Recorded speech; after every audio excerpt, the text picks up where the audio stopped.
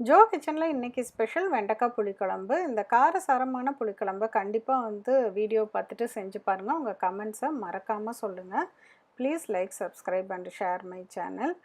இப்போ ரெசிபியை பார்க்கலாம். ஒரு பேனில் 2 டேபிள் ஸ்பூன் நல்லெண்ணெய் எடுத்துக்கிட்டு கடுகு, வெந்தயம் போட்டு தாளிச்சுக்கலாம்.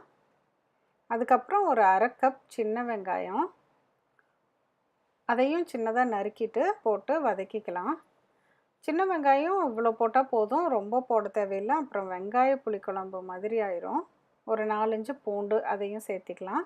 இப்போ ஒரு சின்ன தக்காளியும் கட் பண்ணிவிட்டு இந்த வெங்காயத்தோடு போட்டு சேர்த்து வதக்கிக்கலாம். தக்காளி நல்லா மசிய வெந்ததுக்கப்புறம் உப்பும் போட்டு வதக்கிட்டு அதுக்கப்புறமேலு வெண்டைக்காவை சேர்த்திக்கலாம். புளி போட்டு வெண்டைக்காவை கொதிக்க வைக்க போகிறனால அது வளவளப்பு போயிடும். தனியாக எண்ணெயில் போட்டு வதக்கி போட தேவையில்லை. இது கூட கொஞ்சம் மஞ்சத்தூள், மிளகாத்தூள், கொத்தமல்லி தூள் இதை மட்டும் போட்டுட்டு நல்லா கிளறி விட்டுறலாம். இப்போ ஒரு எலுமிச்சை சைஸுக்கான புளியை நல்லா 1 கப் தண்ணி ஊற்றி கரைச்சி அதையும் சேர்த்திட்டு நல்லா கிளறி விட்டுறலாம். நல்லா கிளறி விட்டுட்டு இப்போ நான் ரொம்ப தண்ணி ஊற்றலை, அந்த புளியோடு சேர்த்துனா தண்ணி தான் இருக்குது.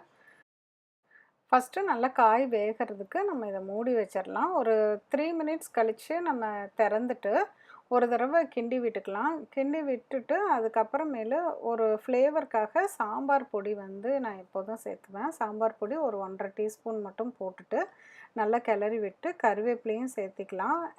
கருவேப்பிலை சேர்த்துனோடனே வாசம் ரொம்ப நல்லா வருது.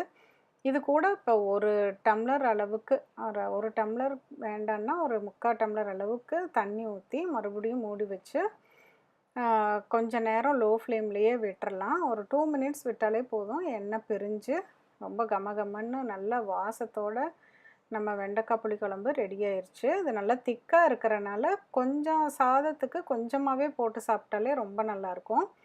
கண்டிப்பாக இதை செஞ்சு பாருங்கள். மீண்டும் ஒரு புதிய ரெசிபியோடு உங்களை சீக்கிரம் மீட் பண்ணுறேன். தேங்க்யூ.